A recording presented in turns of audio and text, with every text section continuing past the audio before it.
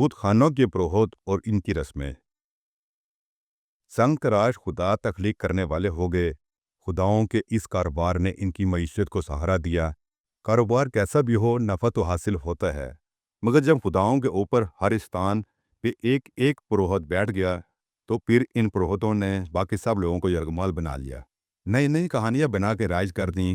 مقصد ایک ہی تھا، لوگوں کا مال، ان کے مویشی، زر، عورت اور زمین زیادہ سے زیادہ مندر کے نام پہ نذرانے میں چڑھائی جائے۔ مذہبی رہنما پروہت کی اجارہ داری رہے۔ لوگ دور دراز کے ملکوں کا سفر کر کے ریشم، مسالے، سونا اور چاندی لاتے۔ پروہت مندر کی دہلیز پہ بیٹھا بیٹھا اپنے تیروں کے الٹ پلٹ سے ان سب سے زیادہ حصہ سمیٹ لیتا۔ اکثر پروہت موٹے موٹے تندیل ہو گئے تھے۔ ہولے ہولے عجیب عجیب سی رسمیں اس معاشرے میں جڑ پکڑ گئیں۔ چونکہ اس معاشرے میں اونٹ، اونٹنیاں اور بھیڑ بکریاں ہی اصل رائج الوقت کرنسی تھی، اس لیے ان رسموں کا رخ انہی کی طرف تھا۔ عرب کا اپنا کوئی سکہ نہیں تھا۔ قریب 2 بڑی سلطنتیں تھیں۔ ایران کا تانبے کا درہم یہاں بھی چلتا تھا۔ روم اور ایران کے سونے کے دینار کے یہاں بھی قدر تھی۔ ایک دینار میں کوئی 50,000 درہم مل جاتے تھے، مگر مقامی کاروبار سارا اونٹ بیڑ بکریوں کی گنتی سے چلتا تھا۔ یوں بتوں کا پیٹ پالنے کے لیے پروہتوں نے لوگوں کے حلق سے ان کے نوالے چھیننے شروع کر دیے۔ اونٹ اونٹنیاں صرف کھانے اور دودھ دینے کے لیے ہی نہیں تھیں، وہ اس سماج کی پوری ٹرانسپورٹ تھی۔ یہ وہی سواری تھی جو لوگوں کو عرب کے رہ گزاروں میں لیے کرتی تھی۔ پروہتوں نے ان اونٹ اور اونٹنیوں کے لیے 3-4 مقدس نام گھڑ لیے۔ ان کے گروہوں میں مسجد عورت سمجھی جاتی تھی جس نے زیادہ بچے جنم دیے ہوں۔ بچے اس کی عزت کرتے، اس کے لیے مال اسباب لاتے۔ دیکھا دیکھی اور لوگ بھی اس عورت کے مرد کو بھائی سے عزت سمجھتے۔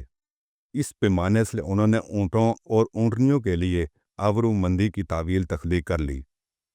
10 بچے جنم دینے والی اونٹنی عرب سماج میں بڑا اونچا مقام رکھتی تھی۔ پروہتوں نے فتویٰ جاری کر دیا، یہ مقدس اونٹنی ہے، یہ 10 بچے جنم دے چکی ہے، اب اس پہ کوئی سواری نہ کرے، اسے مندر کے نام پہ آزاد کر دو تاکہ وہ صرف پروہت اس کے دودھ سے لطف اندوز ہو سکیں۔ پروہتوں نے ان اونٹنیوں کو چرانے کے لیے کہاں جانا تھا، وہ تو سارا دن مندر کی دکان پہ بیٹھا کرتے تھے، اس لیے انہوں نے یہ قانون بھی بنا دیا کہ یہ مقدس اونٹنی جہاں چاہے پھرے چرے، کوئی اسے منع نہیں کر سکتا۔ انہوں نے ایسی اونٹنیوں کا خاص نام بھی رکھ دیا، بحرہ۔ بحرہ سے نسبتاً کم درجے کی بھی اونٹنیاں ہوتی تھیں۔ یہ وہ اونٹنیاں تھیں جنہوں نے 10 بچے جننے کا سکور پورا نہیں کیا ہوتا تھا، کم عمر ہوتی تھیں، مگر ان کے مالکوں نے کسی نظر نیاز میں انہیں کسی پسندیدہ خدا کے مندر کے لیے وقف کر دیا ہوتا۔ ان پہ مال اسباب نہ رکھا جاتا۔ یہ بھی جہاں مسجد چڑھتی تھیں کوئی منع نہ کرتا۔ انہیں سائپہ کہا جاتا۔ کوئی اونٹ اگر ایسی شرطیں پوری کر دیتا تو وہ سائد کہلاتا۔ وہ اونٹ جس کا بچہ جفتی کے قابل ہو جاتا تو بھی پروہتوں کی نظر میں آ جاتا۔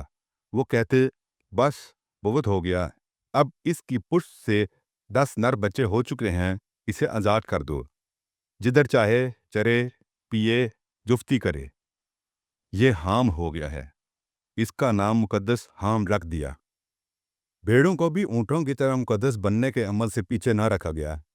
جو بھیڑ 7 مرتبہ 2 مادہ بچے جنے اور 8ویں بار 1 نر بچہ تو وہ مقدس ہو گئی، اس کا نام الگ دے دیا گیا، وسیلہ ہے۔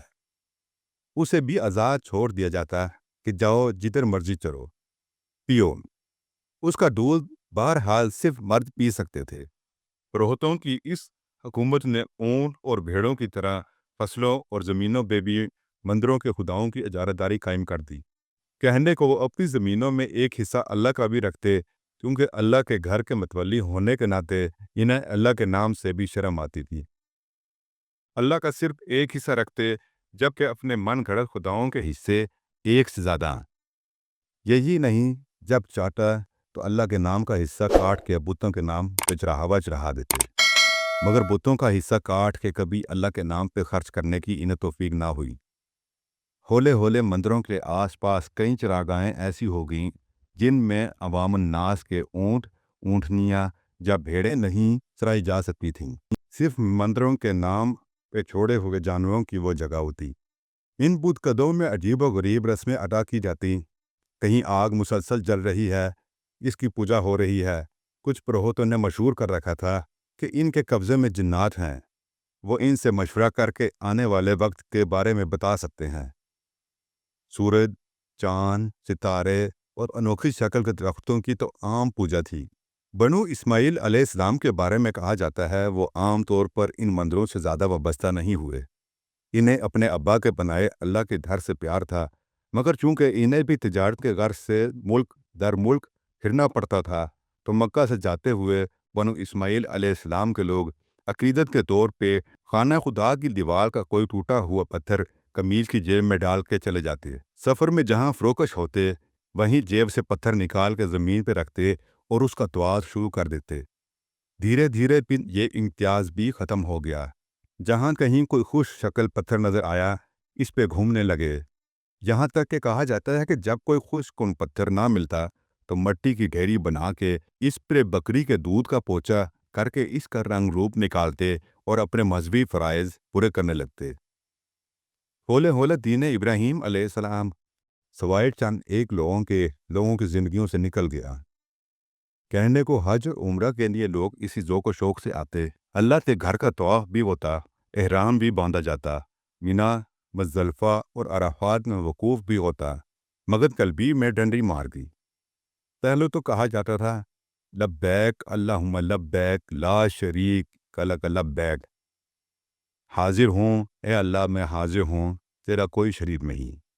اب کہنے لگے لبیک اللہم لبیک لا شریک لک لبیک الا شریکا ہوا لک تملک وما ملک، حاضر ہوں اے اللہ میں حاضر ہوں، تیرا کوئی شریک نہیں سوائے اس شریک کے جس کا تو مالک ہے اور اس کے ملک کا بھی۔ بس بظاہر اس چھوٹے سے اللہ سوائے کیا ہے کہ حاضری کی ساری پواترتا کو پلید کر دیا۔ یہ سارے نقص بنو خزاعہ کے اسی سردار عمرو بن الحی کے دور میں پیدا ہوئے اور وقت کے ساتھ ان میں اور گراوٹ آتی گئی۔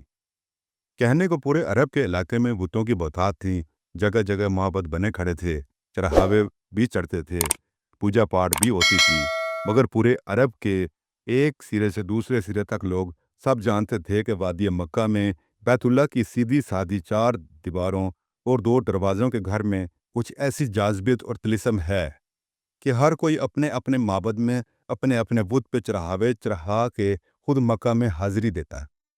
بہت شکریہ۔